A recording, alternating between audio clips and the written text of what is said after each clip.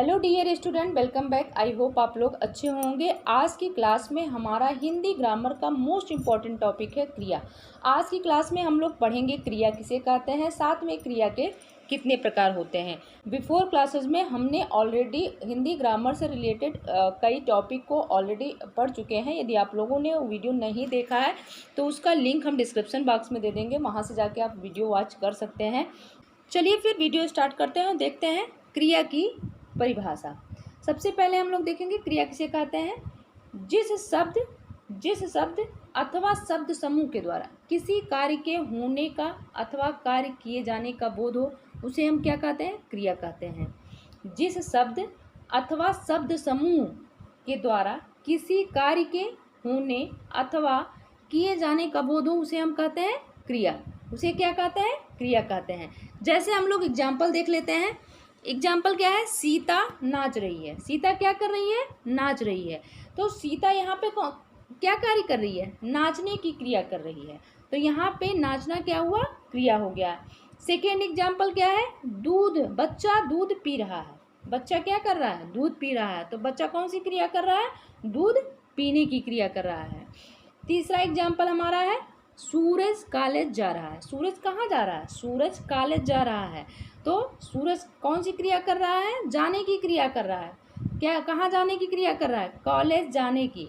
तो यहाँ पर नाच रही है, पी रहा है, जा रहा है, इन शब्दों से क्या बोध हो रहा है, कार्य व्यापार का बोध हो रहा है। नाच रही है, पी रहा है, जा रहा है, इन शब्दों से कार्य व्यापार का बोध हो रहा है। इन सभी शब्दों से किसी कार्य के करने अथवा होने का बोध हो रहा है। अतः ये क्या है, क्रियाएं हैं। ये क्या है, क्रियाएं हैं। चलिए आगे हम लोग देखते हैं क्रिया कितने प्रकार के होते हैं। अब हम लोग देखेंगे क्रिया के भेद। क्या देखेंगे, क्रिया के भेद। हिंदी ग्रामर में क्रिया कितने प्रकार के होते हैं।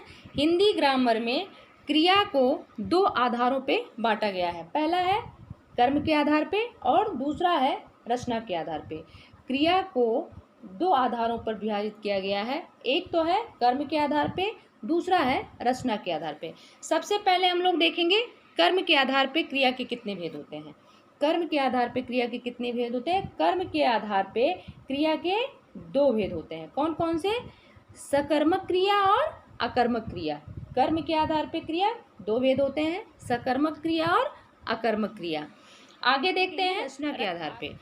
रचना के आधार पे क्रिया के 5 भेद होते हैं। रचना के आधार पे क्रिया के कितने भेद होते हैं, 5 भेद होते हैं। चलिए देखते हैं कौन कौन से हैं। फर्स्ट है सामान्य क्रिया, सेकेंड है संयुक्त क्रिया, थर्ड नंबर पे है नाम धातु क्रिया, फोर्थ नंबर पे है प्रेरणार्थक क्रिया और 5 नंबर पे है पूर्वकालिक क्रिया। ये 5 क्रिया हैं रचना के आधार पे। क्रिया को दो आधारों पे विभक्त किया गया है। क्रिया को कितने आधारों पे विभक्त किया गया है, दो आधारों पे। पहला है कर्म के आधार पे और दूसरा है रचना के आधार पे। कर्म के आधार पे कितने प्रकार के होते हैं क्रिया, 2 प्रकार के होते हैं। कर्म के आधार पे क्रिया 2 प्रकार के होते हैं। फर्स्ट है सकर्मक क्रिया और सेकेंड है अकर्मक क्रिया। वहीं रचना के आधार पे क्रिया 5 प्रकार के होते हैं। रचना के आधार पे क्रिया कितने प्रकार के होते हैं, 5 प्रकार के होते हैं।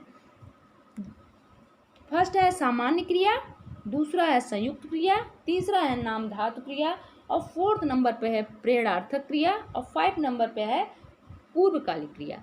ये है क्रिया के प्रकार। तो अक्सर परीक्षा में प्रश्न पूछ लिया जाता है कि क्रिया को कितने आधारों पे विभक्त किया गया है। तो क्रिया को 2 आधारों पे बांटा गया है। पहला है कर्म के आधार पे और दूसरा है रचना के आधार पे। तो ये आप लोग ध्यान रखिएगा कि क्रिया को 2 आधारों पे विभक्त किया गया है, कर्म और रचना के आधार पे। कर्म के आधार पे क्रिया 2 प्रकार के होते हैं और रचना के आधार पे क्रिया 5 प्रकार के होते हैं।